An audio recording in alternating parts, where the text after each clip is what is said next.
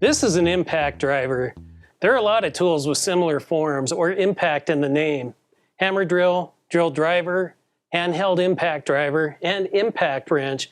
But this tool is an impact driver and not a drill. Repeat, this is not a drill. This is Steve DeMasi, and welcome to Uncharted DIY. I didn't have one until I had a large composite deck to build. But now that I do have one, it's one of my favorite tools. It doesn't replace a drill driver when it comes to drilling precise holes.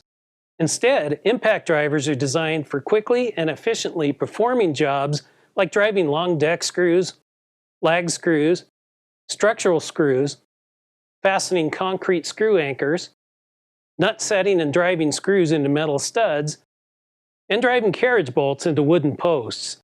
It was really helpful when I made my compost tumbler and when I made my raised beds. Using around 50 pulses of energy or impacts per second with ample turning force or torque, it makes quick work of the toughest jobs. It uses a 1/4 inch hex shaft collet, not a chuck like a drill, so it's quick to change bits, and with its small size and light weight compared to a drill, it fits into tight spaces and is easy to use. Unlike using a drill to drive screws, especially long ones, impact drivers keep the bit engaged with the screw, preventing a lot of screw stripping issues. Even though they apply a great deal of torque, these don't twist your wrist like a strong drill can do. The downward energy is transferred directly to the fastener instead of your body.